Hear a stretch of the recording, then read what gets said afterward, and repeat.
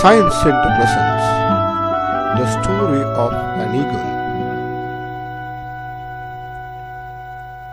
கழுகொன்றின் கதை.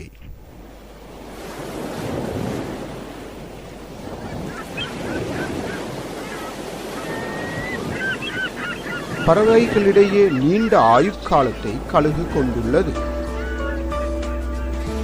இது சுமார் 70 வருடங்கள் வரை வாழக்கூடியது. இவ்வயது வரை வாழ வேண்டுமாய் கழுகு சில கடினமான முடிவுகளை மேற்கொள்ள வேண்டும்.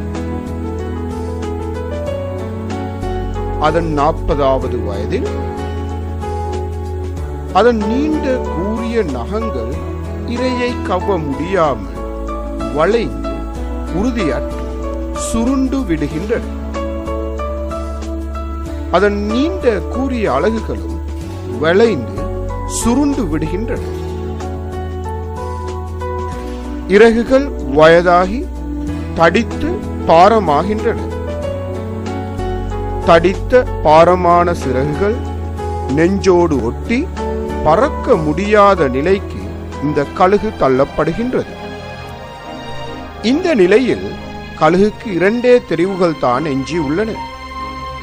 ஒன்று இறந்து விடுதல், இரண்டாவது சிரமங்கள் மிகுந்த படிமுறைகளுக்கூடாக மாற்றம் ஒன்றுக்கு உள்ளாதல். இரண்டாவது தெரிவை மேற்கொள்ளும் கழுகு மலையுச்சியில் உள்ள தனது கூட்டை அடைகின்றது.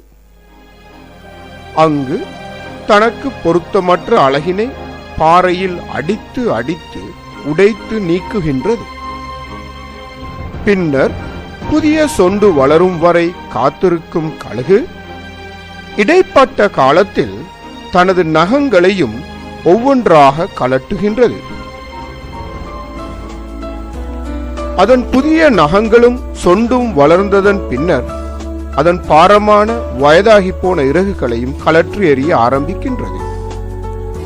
சுமார் 150 நாட்கள், அதாவது 5 மாதங்கள் நீடிக்கும் இந்த கடின காலத்தின் பின்னர் புதிய கழுகாக இது மறுபிறவி எடுத்து பறக்க ஆரம்பிக்கின்றது. இது எஞ்சிய 30 வருடங்களையும் வெற்றிகரமாக வாழ தயாராகிவிட்டது.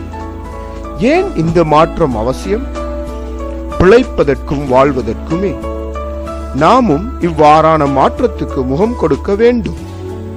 கழுகை போலல்லாது நமது துர்க்குணங்களை கலற்றி எறிந்து புது வாழ்க்கைக்காக பரிணமிக்க வேண்டும். அன்பான மாணவர்களே, கழுகினை உதாரணமாக கொண்டு கழுகிலும் நீண்ட எஞ்சியுள்ள எதிர்காலத்துக்காக நாம் மறுபிறவி எடுக்க வேண்டும். இதுவே எமது நிறுவனத்தின் அவாவும் ஆகும். உங்கள் அனைவருக்கும் எதிர்காலம் சிறப்புற எமது வாழ்த்துக்கள்.